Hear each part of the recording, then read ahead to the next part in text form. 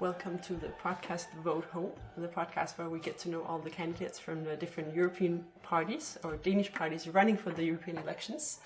My name is Zoe, and today we're speaking to Jonas Pullich from the Liberal Party, or Venstre, one of the Liberal parties.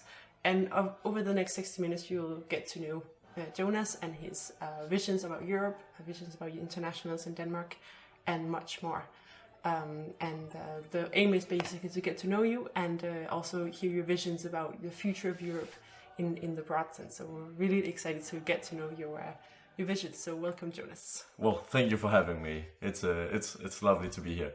Lovely. Well, thanks a lot. Maybe could you give us a small introduction about yourself? So what you do, why you're running for parliament, all these things. Right. So my name is Jonas Pullich, or how you would say Pullich in English.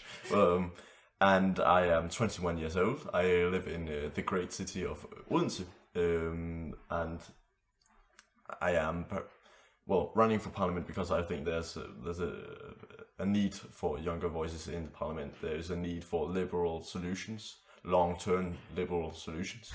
And I am very young, and I think that as a younger generation and as a part of a younger generation, we're not just worried about the solutions that will make a quick fix right now. We need solutions that will still be be a part of the solution in 50 years when we're still alive.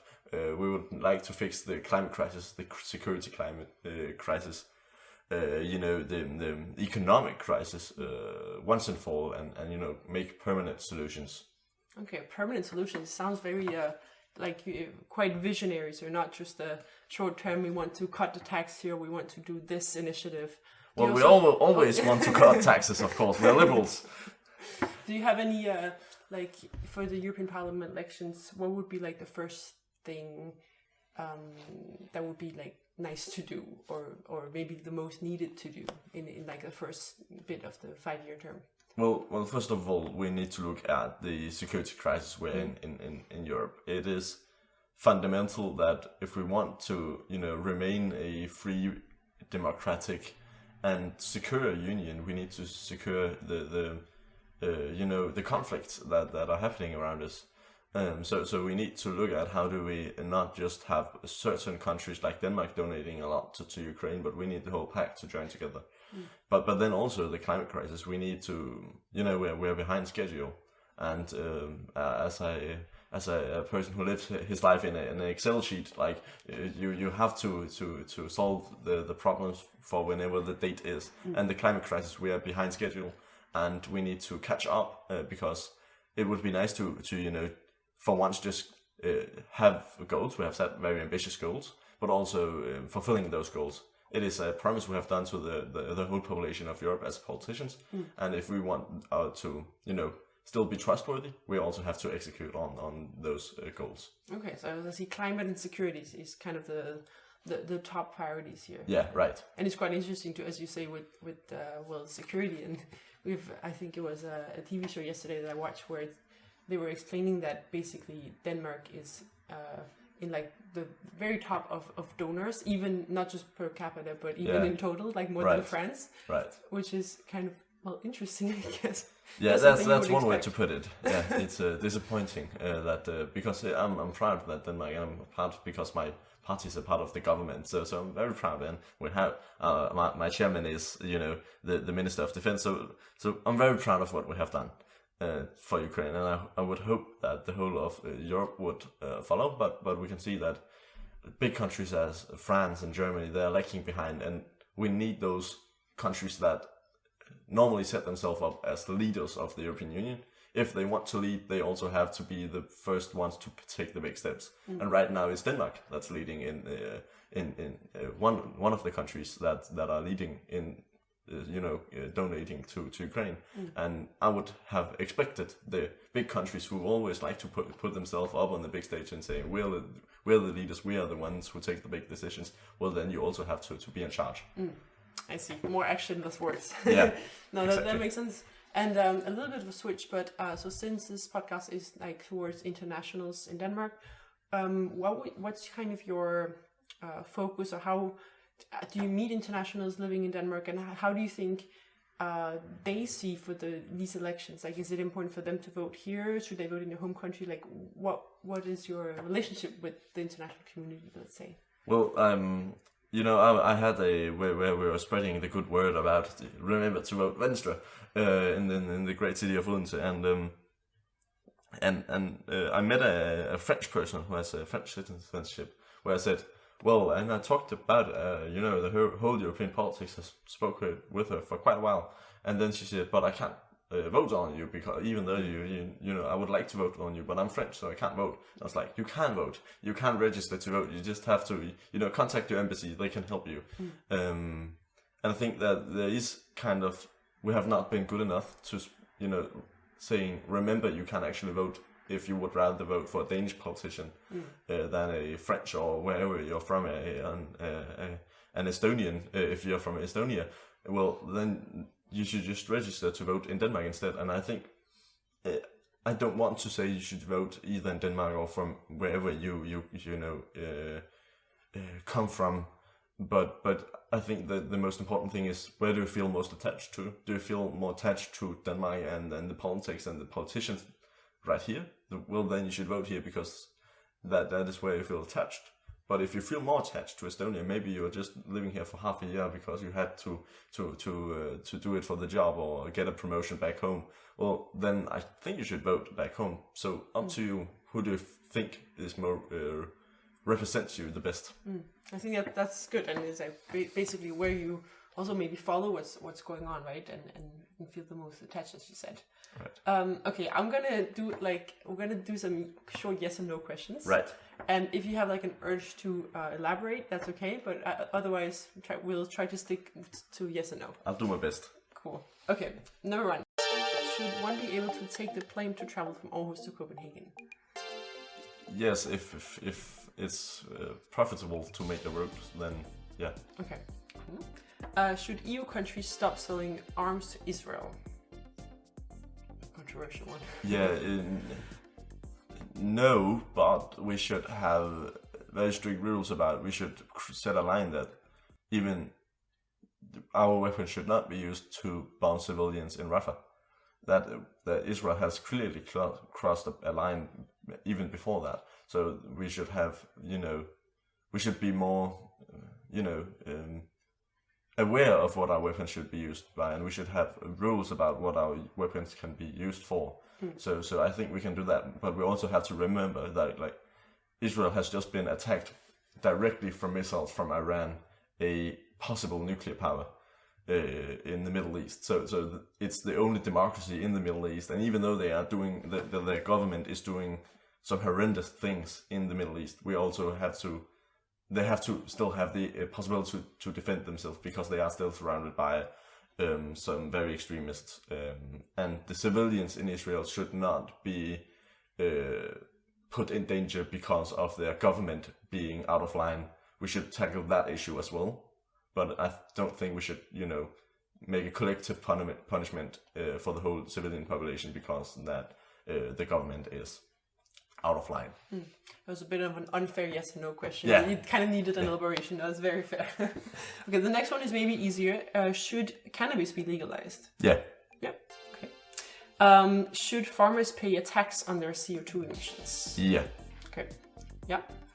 Are there many members of the European Parliament? Do you think we should reduce the members of the European Parliament? No, there's not too many, because we are a lot of people. We have 15 members of parliament from Denmark.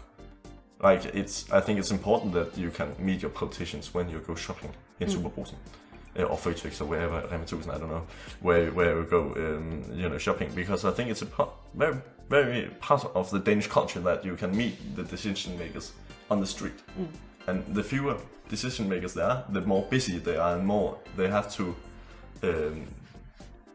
prioritize their time, and it will be less talking with the population. I think it will be more talking with the lobbyists. Yeah, you make a good point. And in some parliaments, national parliaments, you look at the German one, for example, it's huge compared to the Danish one. But of course, there's some country differences as well. Right. Should we ban certain apps or products, like I'm talking about tech, so there's been discussions about, TikTok, are you for this like selective approach, or should we have like more general rules? More general rules, and if you don't follow them, then you shouldn't be on the market. Okay, and then two final ones. Yeah. First one is, do you have like a specific diet? Are you like vegetarian? Do you only eat fish? I don't know. Anything? No, I don't. Facts. No, but I have this salad I make, and I eat it like 4 or 5 times a week for dinner. So it's because I'm always campaign. I'm late home, very late home. So I have this delicious salad I make. I can give you the recipe afterwards. It's with avocado and beans. It's great. Sounds really nice. Yeah, but I like beef as well. I would like to have a good steak once in a while. Yeah, so a bit of different things. Yeah. Nice. Okay, finally, should Denmark exit the EU? No, that would be the stupidest decision ever. Okay. I see. Most stupid. I don't think stupid is the word. I get the meaning. Yeah. Okay, we'll switch a little bit into, not philosophy, but like would you say the union and how it started and kind of your relationship with the whole idea of the European Union. So there is this famous declaration by Robert Schuman from the 1950s, where he says, and I'm quoting, "Europe will not be made all at once, and not according to a single plan. It will be built through concrete achievements which create the first de facto solidarity." And I think this is a very telling quote of what the visions were in the beginning, and maybe just some reflections on where we are today and how we see these foundational ideas. Well, I think that the foundation of the European Union and the idea set behind it at first was peace and prosperity and securing democracy in Europe, and that's still the fundamental liberal values that the EU stands on today. It has just expanded and done many more things because we have had more common challenges. Before when we had the European Union, it was made. We had not a climate crisis, or we weren't aware of it at least. We didn't see security as a common issue. We hadn't had a common, culture as we have today. So there's a bunch of issues that we just didn't have to face together, and therefore there were no need to cooperate about solving them. But we do today, and I think it's important that we expand the union to face those challenges or the needs of the people. It's not as much, I don't want a bigger union, I don't want a smaller union, I want a union that effectively solves the issues that are needed to be solved by the population. What can the single countries and member states not solve alone? What do we need to cooperate about? How can we best and most effectively solve problems? And if that is on an EU level, well, then we have to do it on an EU level. Okay, so a more like pragmatic approach, and not a whole big like plan of this is where we need to get, but we take it one step at a time. Like, what do we need in the population in the world right now? And challenges. I think Schuman is right? Like one step at a time, and I think that it's important that we expand on. We have some human rights we want to safeguard, and they are not being safeguarded effectively right now. You can see still in Poland and Hungary and Italy right now, where they don't, recognize that 2 women can be parents to 1 children legally. So there's still some very, very fundamental human rights that are not being respected. No, it's a good point. So we need to protect those still. Yeah. Okay, so now a bit of a challenge. So we have, of course, the war in Ukraine, but we also have the potential re-election of Donald Trump in November in the US. And what are your thoughts on like the very near future, actually, both in terms of security war, but how do we deal with a new security situation if we see a United States, which is already now, even though we have another president, kind of shifting its focus away from Europe, and this is probably going to continue. So where do you see the security cooperation going in the future in Europe? Well, I think that the solution is not to we have to be realistic about that Europe needs to take more responsibility for themselves.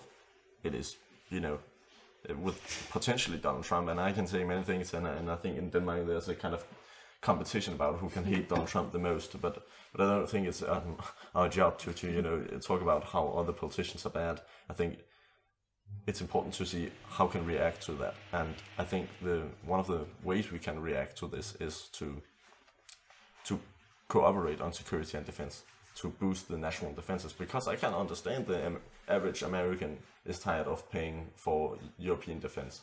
While we have great, hospitals for free and stuff, they are paying for US troops to secure our borders. I can understand the mindset that the American taxpayer is tired of that. So I think the important thing is that Europe cooperates on defense. We have to boost PESCO, the permanent structure of the cooperation of defense, because we have to research and produce weapons and ammunition more. We need to also boost Frontex, stronger borders. We need to that whole part. I won't get too much into it, but I think it is not about creating a EU army that the extreme right talks about always. It's about boosting the national defenses. The Danish national army would be better off if we cooperated better with our European partners. That is the solution. Okay, so it's from in a way like a nationally interested perspective, seeing like where can we effectively do the most, and PESCO, just to elaborate a little bit for our listeners. Yeah. So these like in a way like small projects that you can opt into, like let's create a drone together, let's create a helicopter, or an EU academy for something military. And that's something that Denmark can now be a part of or select into after we abolished the defense opt-out a few years ago. Yeah, it was great. We removed that opt-out. Do you see maybe because if you say it's from like a national perspective, what about decision making? The classic question should we have more majority voting decisions in the area of security, defense, all these foreign policy? Yeah, on foreign policy we should. Yeah, we should first and foremost. Right now we have a European in the EU we have a board who does foreign policy, and we have one that does security policy. We should combine those two, because whenever you do security policy, you also do foreign policy, and the other way around. So we need to first of all combine these two boards. So there's one board sitting with the whole range of decision, but also the requirements to make that happen. But also we need to have majority vote when we talk about what we have done, sanctions to other countries, because we saw that Hungary, Orban, didn't ban the it was not from political, it was because he had a very good friendship with Vladimir Putin, and also because he was kind of angry that the European Union had taken away some of his subsidies from the EU. So we shouldn't allow that one member state can ban sanctions against a country that has declared war on democracy. And that is what Russia has done. So the sanction needs to come quicker, and we need to be prepared for another round of this. I don't hope that we see this again in 20 years, but if we don't prepare for it, then we are asking the next autocrat or dictator to do this again. So we need to be prepared. We need to learn from our mistakes. Okay, yeah, so learning from our mistakes. And I think speaking of learning of mistakes, or at least challenges, another part of security is food security. Trying to make a nice overlap here. In terms of farmers, we have seen protests. We have seen a lot of discontent of different actors, both in Brussels and different member states. How do you see the future of what we call the CAP, so the Common Agricultural Policy, and farmers in Europe? How do we combine interests of many interest groups, both the farmers, the industries, because those are not necessarily the same, the normal citizen, the climate, all these things? Well, I think that the CAP, or the Common Agriculture Policy, is we need to reform it to be more green focused. So right now there are like how many? There's a bunch of different requirements to get some more, some less. But the big one is how big is your farm, and the problem with that is we in Denmark and many other countries, farms have a big part of the country. It's a big area. In Denmark, it's 60% of the country. And we shouldn't, give money just for being big. It should be from producing. And it should also very much in higher regard than today.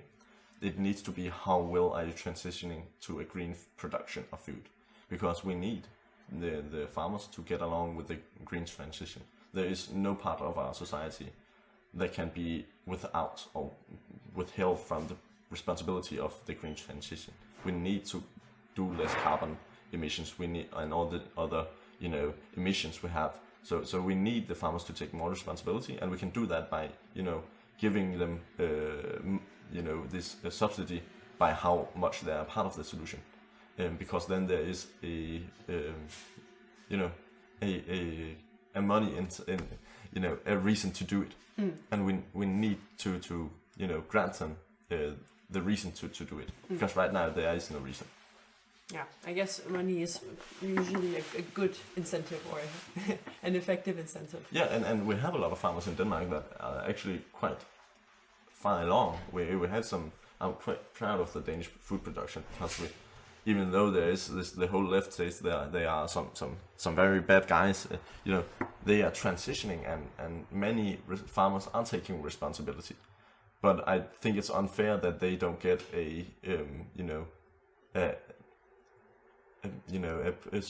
something out of it. We should give them something from it, and it should, first of all, with carbon emission tax or the quotas we have on other forms of production in the EU. We make those who produce food with less carbon emissions, we make them get a step ahead in the competition, which means that if you want to survive as a farmer in the future, well, then you have to follow the green transition. And then also giving them grants or subsidies by how much they are transitioning. Then there is like two parts, a stick and a carrot in both ends for going in the green transition. And I think that is important, because I want to eat tomorrow as well, and in 2050. I want to have food. It will always be popular to eat, and we all want to do it, and I hope to do it later today even, but we need to get food greener. And farmers, well, it is not a possibility that farmers are not a part of the future, because without farmers we don't have food. So we need to make a way that we get green farms in the future. Okay, and since this is so the common agriculture policy and basically any other law that we're making in the EU, it's always the Commission that has to propose something. Of course, they can be nudged by different institutions and countries, but in reality, they are the ones setting out and drafting the first drafts. Do you think that the European Parliament should have either a right to initiate laws in the future? I mean, speaking hypothetically, we would have to change the treaties. But do you think that's a good idea? Would that create chaos? What is your thoughts on that in terms of, for example, enhancing greener CAP or other issues? I think it would be much more democratic that the Parliament could initiate it also. It's because the Commission is representing somewhat the people, because they are appointed by the governments, who are then appointed by the people. But I think the important thing is that in the future, in 30 years, maybe I would like it, but I am very scared to open the whole ordeal about changing the fundament, because then we also open up for different things we wouldn't like to change about the European Union. And I think that the French has some great ideas that they think are great. I think they are horrible, but so I don't want to change the fundament of the European Union, because then I think we open Pandora's box of endless bad ideas. So I think we should do whatever we can right now to within the rules we have right now, and within the box of opportunity we have right now, we should do whatever we can to the Parliament has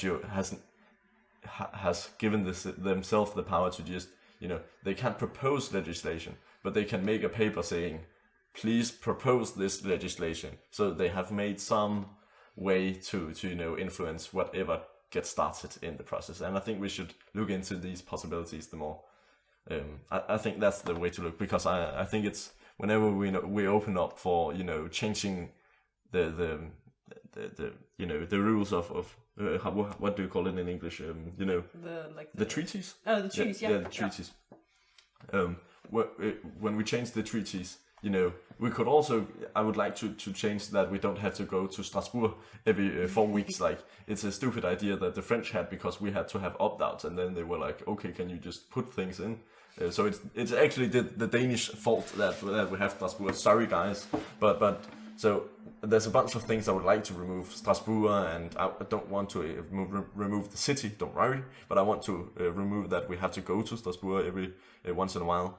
The more common, votes than veto rights in different subjects, and there's a bunch of things I would like to change. But then there's other guys than me in Europe. And the French and other people who are more looking to centralize power even more. I think they have some quite horrible ideas, so I don't want to open that box. I see. Okay, so turning to the citizen and the individual, EU citizen, do you think that it's a common thing to be aware that you have an EU citizenship, and what does that even mean to you? What would your definition be? But do you think people are aware of this, or is it just like, oh, I'm Danish or I'm Polish? That's it. Well, I think it's very different by culture. I love France. I'm in France at least once every year, because it's a great country. Even though they have some funny politicians. But I think it's can you say the question again? Yes. So the EU citizenship as a concept. So when you have Danish citizen, Polish citizenship, people are very much aware of it, right? Yeah. And identify with it usually. But do you think that people identify with their EU citizenship, or is that just a theoretical idea? In Denmark, I don't think as much, but it's more. I came from the city of Assens in western part of Fyn, and in our city hall we have the EU flag, right, besides the Danish flag.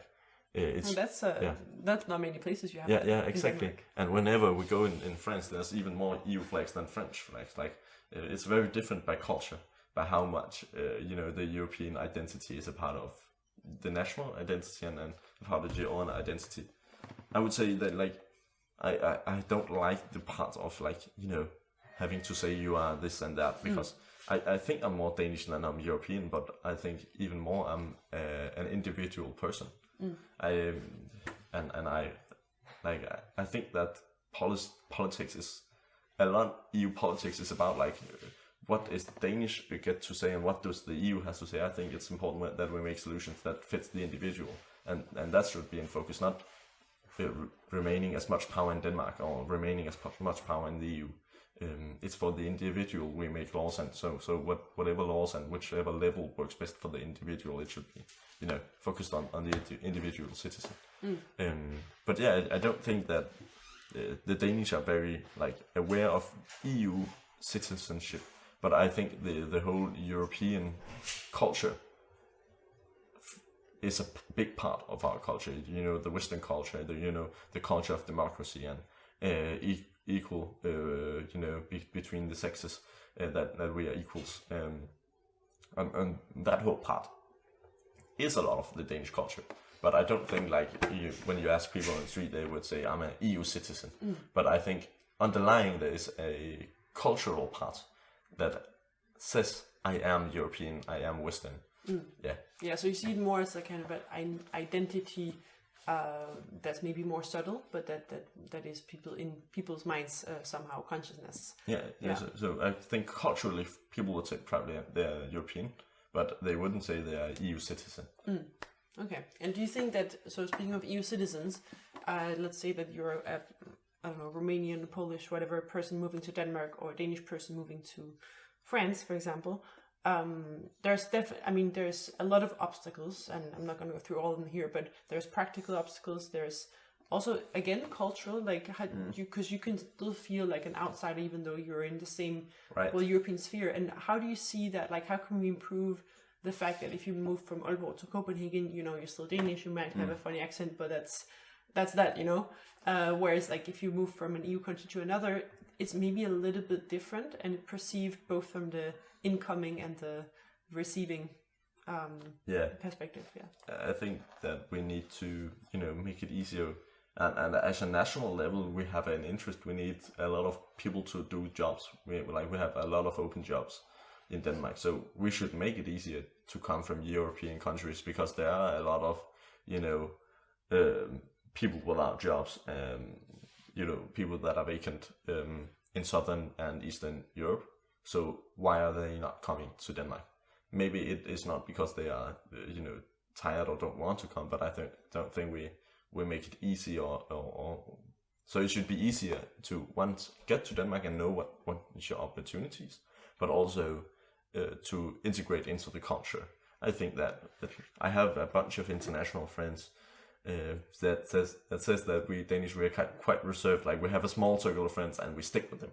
So it's quite hard to come outside and to join a group, to join into the culture, and it's of course hard to integrate into a culture where you don't know as many people. So we should make it easier to, and I think it's a very big responsibility you have as a working place or a employer, that you integrate these people into the culture, because it would suck to be in a country where you don't feel part of the community. I loved going down the streets because I feel Danish. I feel a part of the culture.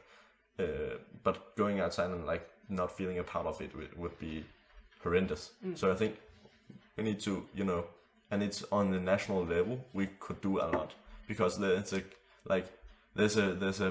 a trend that when we sit in the European Parliament, or those that sit in the European Parliament, then everything can just be solved from there. I also think that, of course, we could make some programs that makes it easier, and we could cooperate. Of course, we can do that. But I also think this is a lot to be on the national level. How do we make it better? But of course, we could streamline some processes and make some better rights on the EU level. Yeah, because you have, one thing is if you're what we call economically active, so if you're a student or if you're working, you have certain rights, but you don't have those if you are not, so to speak, working or studying. Yeah, right. So there's also some formal things there, but I think the culture part is that's almost the most tricky one, because rules we can change, but culture is, if we are in a Danish culture is more closed, or seems more closed off, it's a difficult thing. But I think it's a good point with the workplace. I don't know if there's other ways we can do it, but I think it's something to think about. Yeah, and I think that we should be aware of it as Danish, because we are also missing out on some great people, great friends we're missing out on, because we're maybe think it would be hard. So more openness would be nice as well. It's a common responsibility between all levels, even down to the individual. Okay, I see. There's some work to be done, but it's good to have some idea. Okay, we already spoke about this European identity part. So is it safe to say that you still feel European in some sense, course, yeah. right? I feel European, yeah. Yeah.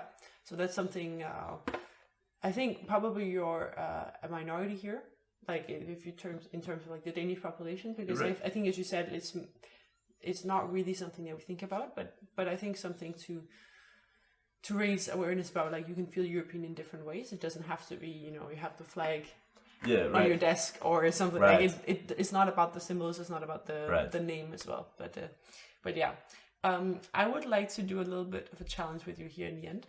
Right. If you're up for it. Yeah. So it's a kind of a guessing game. So you have to tell me one fact or one story that's true, and then one that's false, either from your political journey or just a fact or something that you come up with that seems compelling, and then I'll have to guess which one is right or wrong. So a story that is right and one that's wrong about my political journey. Yes. Okay, right. So it's like a background study. Yes. Yeah. Okay. I eventually got politically engaged because my the how do you call it, head of the school of after school. What do you call it? It's a Danish concept. 10th grade school. Yeah, 10th grade school. No, I don't even know what it's called. Yeah. Residential school. He told me that you, when you're young, and you don't vote left, you don't have a heart. But when you're older and you don't vote to the right, you have no brain. And whenever I left that school, I said I have a heart, but I'm young and I'm smart, so I got a membership in Venstre. Right? Okay. Yeah. My other story is I actually got politically engaged because in my F school, we had some students from Estonia who came and they talked about that they had a program with Russian activists who lived in Estonia because they can't live in Russia anymore, and they had the whole they told us about the stuff, and I walked out to them because I have this part of me that I get enraged by authoritarianism, and I walked up to them, and that's actually where I started my political work. It was being helping them being an activist. Okay, wow. I feel like the last one they're both quite unique, but I feel like the last one must be true. So the first one is false? No? Oh, got you. Was there some truth to it, or was it just something you made up? It was something I just made up. Okay, wow. You're very convincing. Thank you so much. Because usually if it was me, I would be like, just twist a real story, because I'm very bad at lying, but I see that you have that skill, so probably useful in some sense. But thank you so much for taking the time to join. Of course. And yeah, so I think we both can encourage everyone to go to vote. Internationals, Danish citizens, EU citizens, everyone that can vote. Vote. Even though you don't vote Venstre, eventually you will get it right. Yeah, because it really matters for our European common future, what happens in the next 5 years. So yeah, so thank you so much for taking the time. And of course. Yeah, stay tuned for more episodes. So thanks. Great.